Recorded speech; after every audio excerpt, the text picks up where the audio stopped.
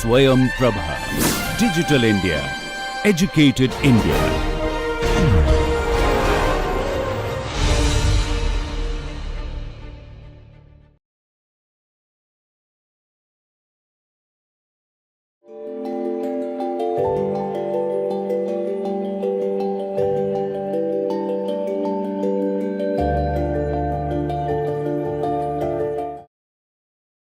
Welcome friends to this last lecture of week 6 or module 6, and in this week we are talking about the chemical kinetics of different soil chemical processes. Now, in the previous 4 lectures we have discussed different rate limiting steps, different transport processes, and also we have discussed about in details about the zero order reactions, first order reaction, second order reaction, their integral as well as differential forms, how to plot them and what are the shape of these plots, what are the aberrations, and also we have discussed about in the soil how we can identify the order of the reaction using either initial rate or integrated form as well as least square analysis. So, today in this final lecture we are going to talk about some other kinetic models and also how different soil chemical processes are dependent on different chemical kinetics law. So, let us start with the kinetics models of soil chemical process. Now, we know that the first order models have been widely used to describe the kinetics of soil chemical processes, and a various ordered equations like zero order, then zero order reaction, then second order reaction, fractional order reaction, and Elovich reaction, power function or fractional power, and parabolic diffusion models are used. Now, we have already discussed zero order, second order and first order. Now, we are going to discuss about the fractional order, Elovich reactions, power function as well as parabolic diffusion models. So, let us start with the okay, but before going to the Elovich equation, just let me show you what are the different forms of these linear kinetic models. So, this is very obvious, that is a zero order reaction. You know, this is the integral form of zero order reaction. This is the first order reaction, because we are taking the logarithmic, we are having this factor of 2.303. we are converting from natural logarithm to log. So, in case of second order reaction, we know this already, it is a linear form of the linear integrated form of the second order reaction. Now, for this is another 3 equations are Elovich reactions, parabolic diffusion as well as power functions. So, we are going to discuss all of these in the next couple of slides. Now, Elovich reaction is basically the equation was originally developed to describe the kinetics of heterogeneous chemisorption of gases on solid surfaces. Now, to describe a number of reaction mechanism, including bulk and surface diffusion and activation of and deactivation of catalytic surfaces, we generally use the Elovich equation. Now, in soil chemistry, the Elovich equation has been used to describe the kinetics of sorption and desorption of various inorganic materials in the soil. Now, the general form of Elovich reaction is basically Qt equal to 1 by beta natural log of alpha beta plus 1 by beta in natural log of T. So, you can see here Qt is basically the amount of sorbate per unit mass of sorbent, just like we have seen in case of Renlich equation. It is another in case of Renlich equation we have seen, in case of Langmuir equation we have seen. So, basically Qt is the amount of sorbate per unit mass of sorbent. Now, it is basically at time t and alpha beta are constant during any one experiment. So, this is the basically representation of the Elovich equation, and this Elovich equation is widely used to define different types of soil chemical reactions. Now, again we see that this is the Elovich reaction. So, if we plot the Qt versus log ln of t, so here we can see ln of t versus Qt, we will basically give a linear relationship. So, if the Elovich equation is applicable with a slope of obviously with a slope of alpha by beta. So, here you can see this is the slope and an intercept of this term. So, 1 by beta ln of alpha beta. So, to plot an LOVH equation for this plot basically showing a plot of LOVH equation for phosphate sorption on two soils, where basically C0 is the initial phosphate sorption and C0 basically is the initial phosphorus concentration at time 0, and C is the phosphorus concentration in soil solution at time t. Now, the quantity basically C0 minus C can be equated to Qt, which is the amount of sorbate at time t. Obviously, this is the difference is the amount which is basically getting absorbed. Okay. So, this is an LOVH equation. You can see this is the concentration we are putting in the y axis, in the x axis we are putting the logarithmic of natural log of t, and we are getting two straight lines. Okay. So, this is how we represent the LOVH equation. Remember, the C0 minus C is basically the another representation of Qt. Now, the another kinetic model which we use is called parabolic diffusion equation. Now, the parabolic diffusion equation is often used to indicate that diffusion control phenomena are basically rate limiting. Okay. Now, we have already discussed about different types of diffusion in our first lecture of week 6.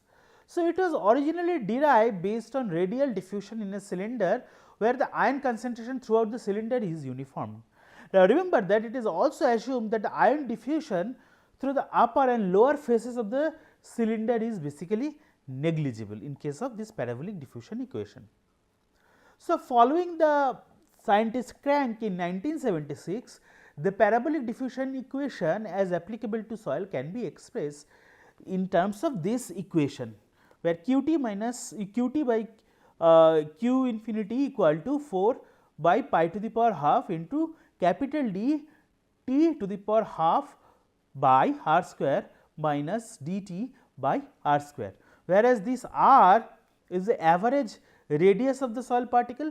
Qt we have already defined, amount of sorbate per gram amount of sorbate per unit adsorbent, and this Q infinity is basically the corresponding quantity of sorbate at equilibrium, and D is the diffusion coefficient.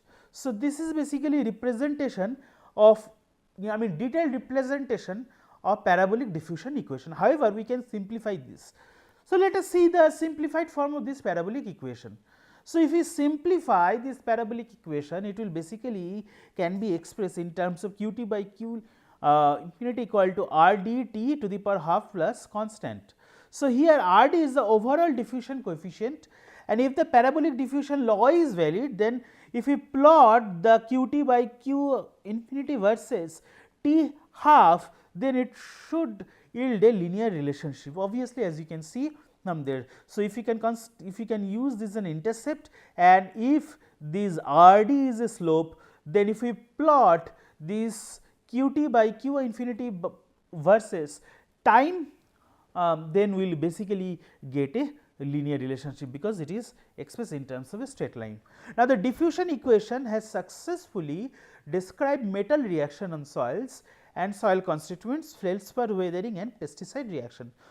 So, not only from the dissolution point of view of feldspar or primary minerals into the secondary minerals, but also from pesticide reaction into the soil also, it is very important, this parabolic diffusion equation. We will see on one example in the coming slides. Now, let us talk about the fractional power or power function equation. So, this equation can be expressed in terms of this, that is Q equal to kT to the power V, where Q is the amount of sorbate per unit mass of sorbent, and K and V are the constant where V is positive and less than 1. Now, remember equation 15, this equation is basically empirical, and except for the case where V equal to 0.5, when this equation basically convert into parabolic diffusion equation. So, fractional power or power function equation can convert into the parabolic diffusion coefficient when the constant V takes a value of 0.5, Now, the equation is used to describe the kinetics of with different soil chemical processes also. So, we have defined different types of kinetic models which are basically useful for defining different types of soil chemical reactions. Now, let us talk about the multiple site models. Now, the simple kinetic models such as ordered reaction, power function, Elovich model, they are not very much appropriate to describe the reaction in heterogeneous systems like soil, because in this system there is a very considerable heterogeneity, and in this system where there is a range of particle size of multiple retention sites. So, both chemical kinetics as well as transport phenomena are occurring simultaneously.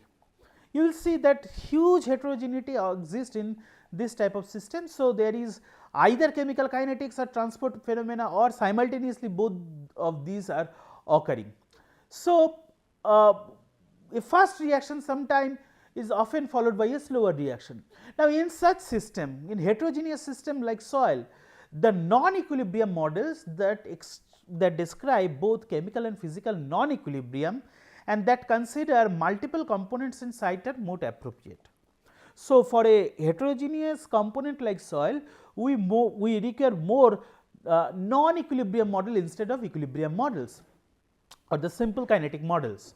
Okay. So, which describe the chemical and physical non-equilibrium, which consider multiple components and sites that are more appropriate. Now, physical non-equilibrium is ascribed to some rate limiting transport mechanism such as film diffusion. We have already seen film diffusion is nothing but the diffusion through the particle liquid interface. We have discussed in our first and second lecture, or interparticle diffusion. Interparticle diffusion we have seen also in our first lecture, while the chemical non-equilibrium is due to the rate limiting mechanism at the particle surfaces.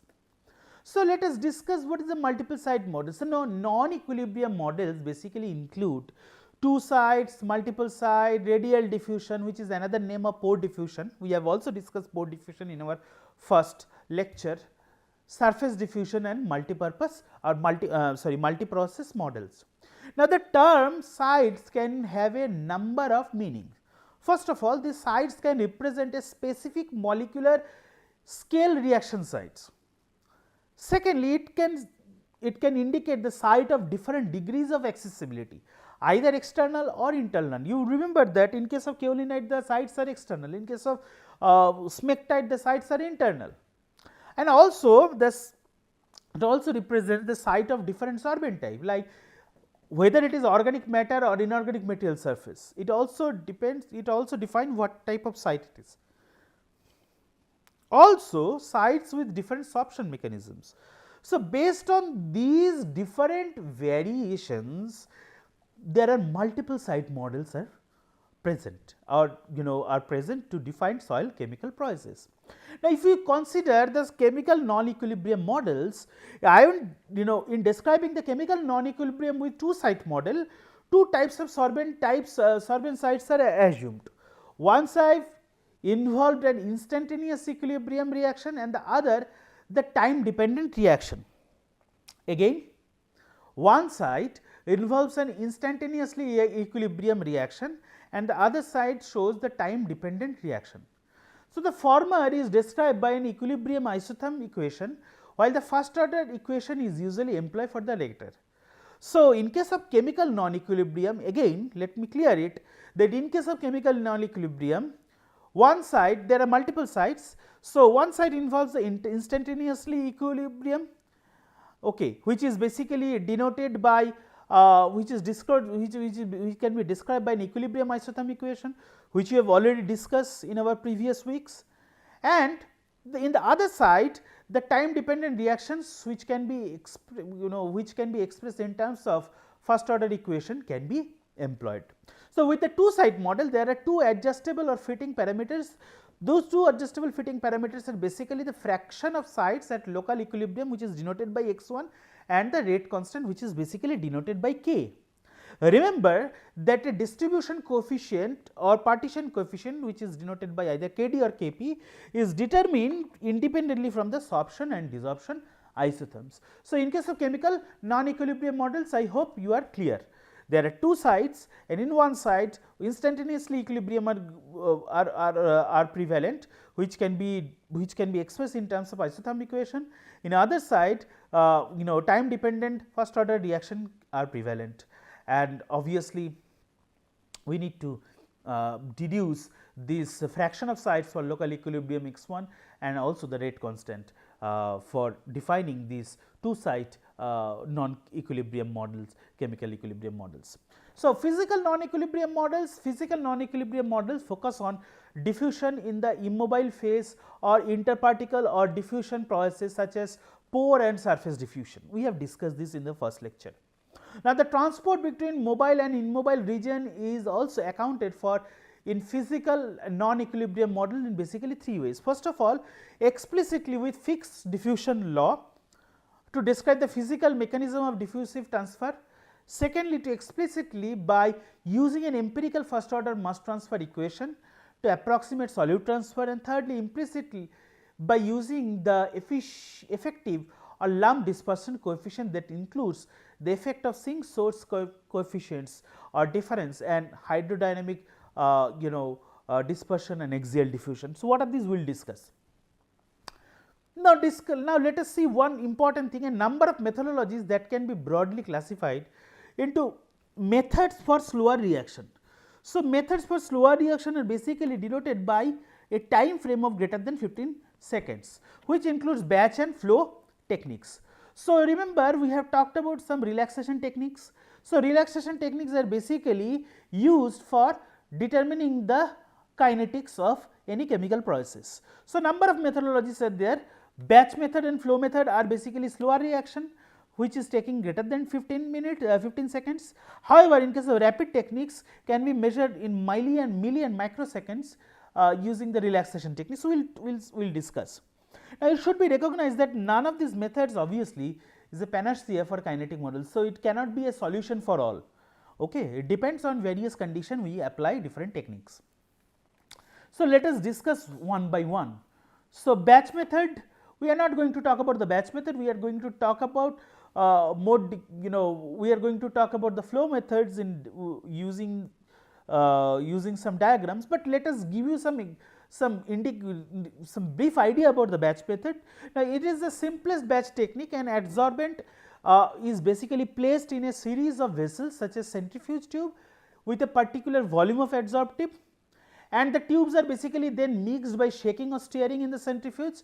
At various times the suspension is basically filtered to obtain a clear supernatant for subsequent analysis. We know that. So, this is a batch method. However, this batch method has two different advantages, two main advantages. First of all, too much mixing may cause abrasion of the adsorbent. For example, in case of adsorbent, in case of when we are using soil, too much mixing may cause abrasion of the adsorbent, altering the surface area, while too little mixing may enhance the mass transfer and transport process. Often, and the second disadvantage is, often the reaction is completed before the measurement can be made. So, this is another major disadvantage of batch method. So, to remove this disadvantage, we generally go for the flow method. So, what is the flow method? So, flow method can range from continuous flow method technique to stirred flow methods technique. So, in case of continuous flow method technique, which is similar to liquid phase chromatography, and in case of stirred flow method, that combines the aspect of both batch method as well as flow method. However, problems with continuous flow method is that the colloidal particles may not be dispersed. So, this is an example of continuous flow method. You can see this is a diagram, it shows a diagram, it shows the setup of the continuous flow method. Now, in the continuous flow method, basically this is an experimental setup. You can see here the reservoir with a solution. So, this solution is basically pumped up by a peristaltic pump with a constant rate of flow, and then the adsorbent is basically placed and also supported in the thin disc on membrane filter. So, basically the solution is basically run through this membrane filter, which contains the adsorbent or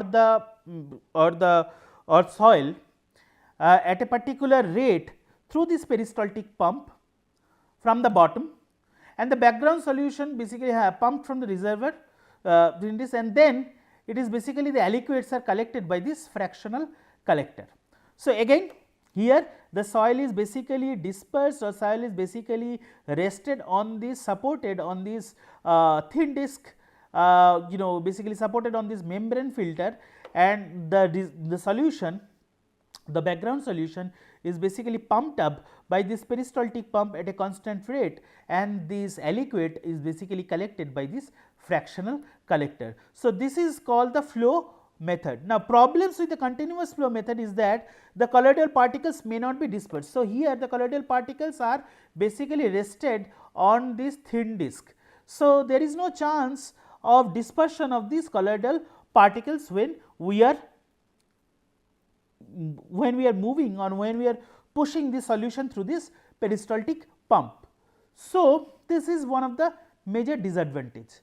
Now, the steered flow method now has several advantages over the constant flow techniques and other kinetic methods. So, basically if you see, the reaction rates are independent, these are the 7 advantages. Reaction rates are independent of the physical properties of the porous media, then same apparatus can be used for adsorption and desorption experiment, dissolved species are removed, continuous measurement allow for monitoring reactions progress, experimental factors such as flow rate and adsorbent mass can be easily altered, a variety of solids can be used with this technique, and the adsorbent is dispersed and dilution errors can be measured. So, these are some advantages of using the steered flow method. Now, in the steered flow method, we are using again the background solution through this peristaltic pump.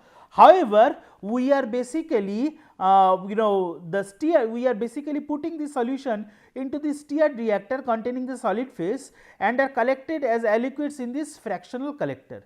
So, the separation of the solid liquid phases is accomplished by the membrane filter, which may be adjusted at the outlet of the steered reactor. So, here the adsorbent is more dispersed. So, that is why the more reaction time it can mimic the actual reaction which is actually going in the soil system. Now, the third method is relaxation technique, which is very fast technique. So, the chemical relaxation method must be used to very rapid relaxation.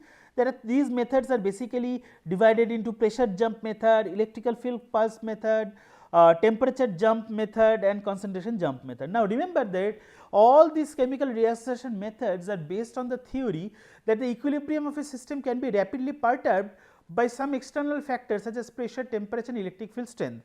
So, when there is a perturbation or when there is a sudden change, we can measure using some sophisticated electrical techniques. So, that is called relaxation technique.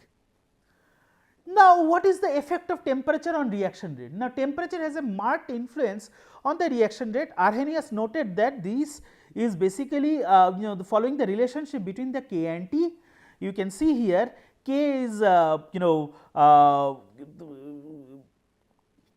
reaction rate, whereas AF is the frequency factor, EA is the energy of activation. You know that converting these equation to a linear form, we will get this linear form, and from this linear form if we plot the natural logarithm of k versus 1 by t, we would get a linear relationship with the slope which is equal to minus EA by R and intercept equal to log of AF or natural logarithm of AF.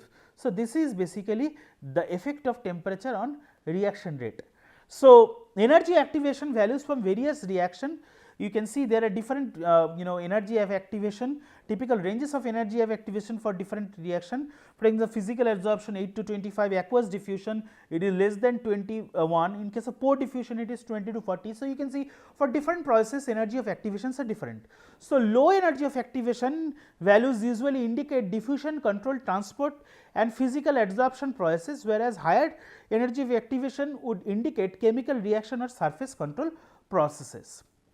So, let us see the kinetic, this is the last point, that is the kinetics of important soil chemical processes. So, we will start with the heavy metals and oxyanions. So, these two scientists Zhang and Sparks studied the kinetics of selenate adsorption on goethite using the pressure jump relaxation method, which is a important relaxation method, and found that the adsorption occurred mainly under the acidic condition, and the dominant species were this selenate.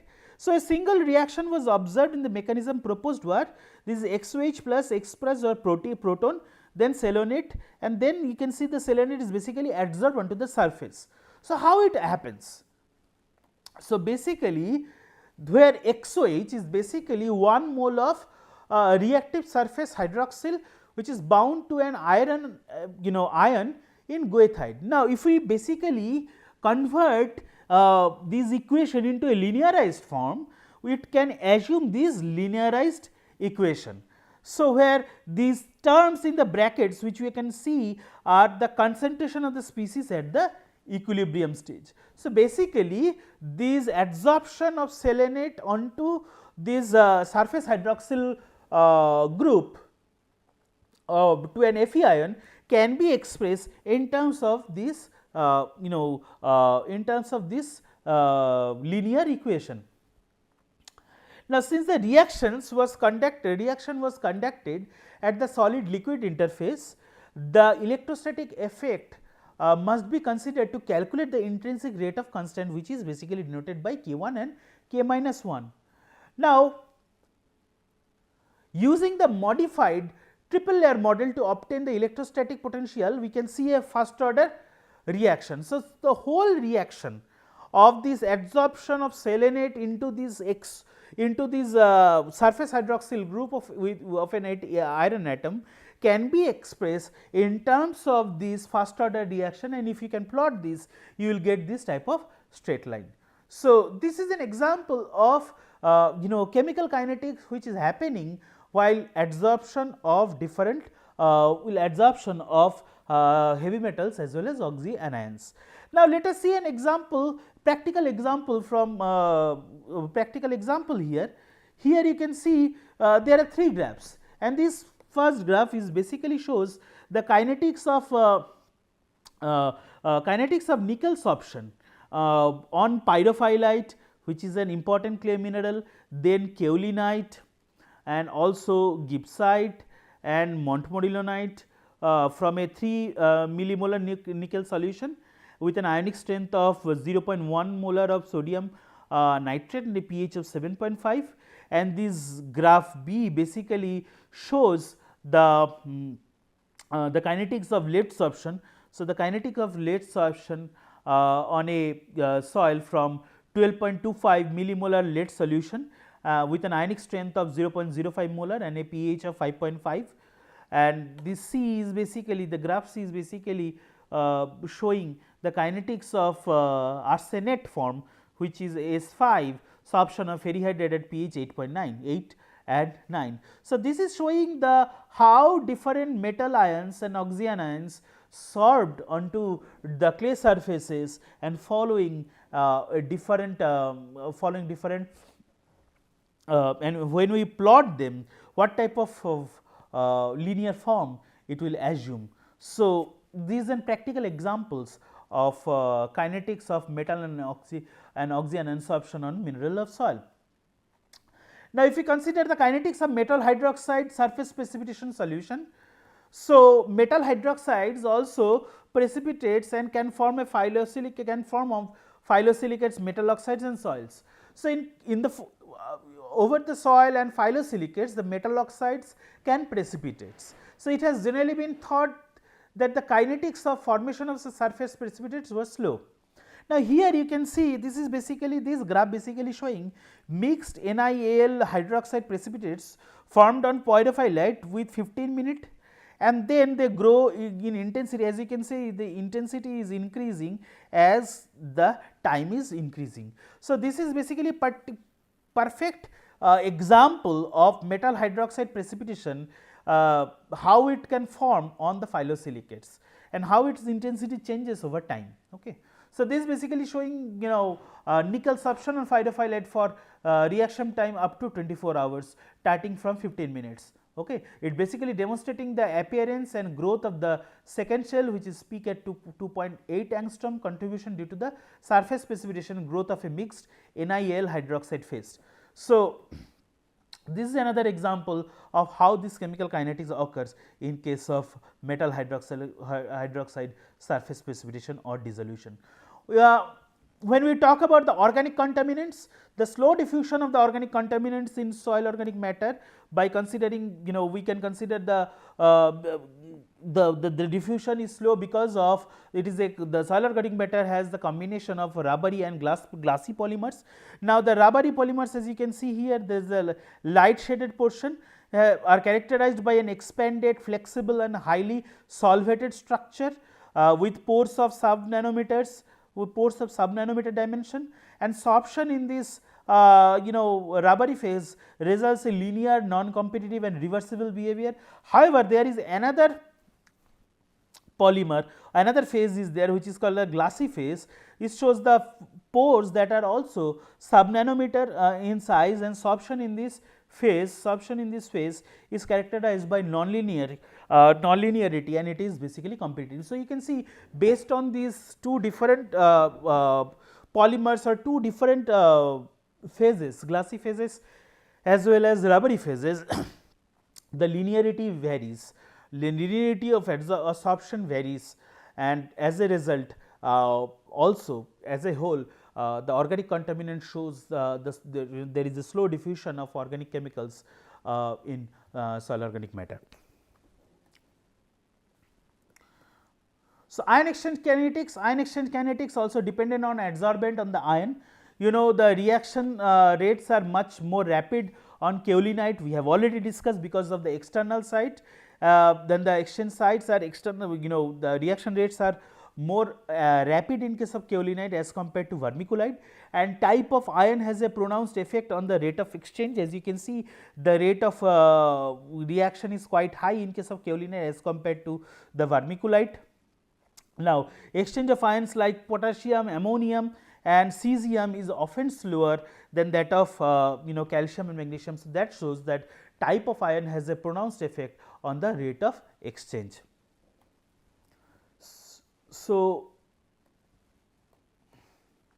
kinetics of mineral dissolution, it basically consists of different rate limiting steps, and so dissolution of mineral involves several steps like mass transfer of dissolved reactants from bulk solution to the mineral surface, adsorption of solutes, interlattice transfer of reactant species, surface chemical reactions, removal of reactants from the surface, and mass transfer of products into the bulk solution. So, basically dissolution of minerals involve these 6 different steps. Now, this first step and sixth step is basically mass transfer.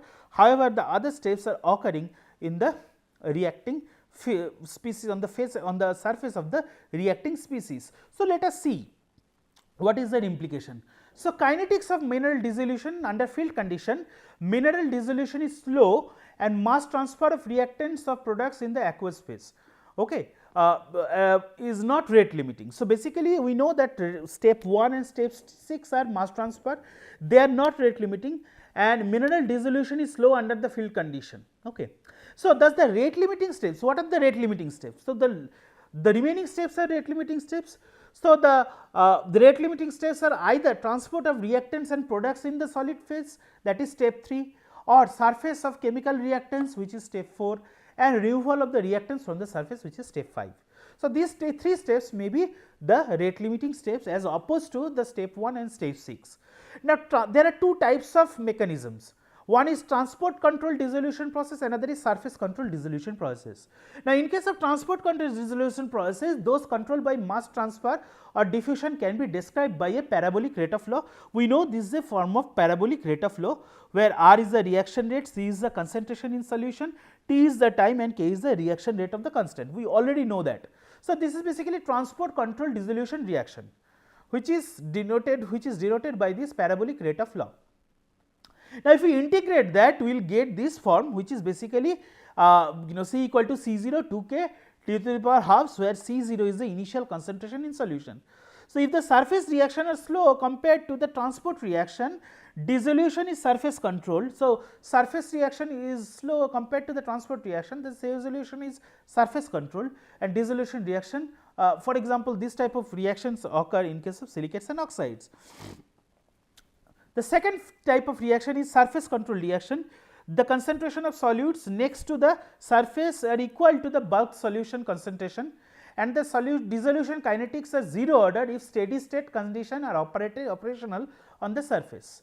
So, that since it is following that the dissolution rate R is basically R equal to K into A, R is proportional to the mineral surface area A. Thus, for a surface controlled reaction, the relationship between time C and the relation between time and C should be linear. Okay. So, this is how the dissolution rate in case of surface controlled reaction can be expressed in a linear form. So, here you can see the graphs of transport versus surface controlled dissolution. It is a schematic representation. In solution C, as you can see, as a function of distance from the surface, in case of transport content, the concentration continuously decrease with the increase of distance. However, in case of surface control, the concentration is constant with the change of distance. Okay. And on the lower part of the figure, you can see the change in concentration is given as a function of time. So, you can see in case of time and in case of concentration, it is following the parabolic curve, and it is following the straight line. This is showing the transport control as well as surface control phenomena in case of dissolution of a mineral. Okay. So, I hope it is now clear to you. If you see that increasing the distance, there is a concentration decrease from the surface, and obviously with the increase of time, with the pass of time, the concentration increase. However, in case of surface control, the concentration in the bulk of the solution is basically constant. However, the rate is also increasing linearly. Okay. This is also showing the linear dissolution kinetics observed in dissolution of these alumina, representative of processes whose rate are controlled by the surface reaction and not by the transport reaction. As you can see in this process, if you plot concentration versus time, you will get a linear like a plot. So, similarly, you can see these reactions are basically controlled by surface reaction and not by transport reaction. So, guys, I hope that you have learned quite a few new things, which useful things in this week, and you have learned in details about different order of reactions and their implications, how they are affecting different soil chemical process. We do not have time to discuss all the important soil chemical processes. Remember, these chemical kinetics are important also for ligand exchange. We do not have time to discuss in details, but if you are interested to see more details of the application of chemical kinetics in soil chemical process, you can consult these books. One is Environmental Soil Chemistry by Donald Sparks, Principle of Soil Chemistry by Kim H. Tan, and then Petrucci, General Chemistry. You can follow this book. This book are detailing these book have more details of these reactions, and you will be having more knowledge while you go through these chapters from these books. So, I hope that you have learned something new. Let us wrap up this week, and let us go to our next week of lecture, where we will discuss some new aspect of environmental soil chemistry. Thank you.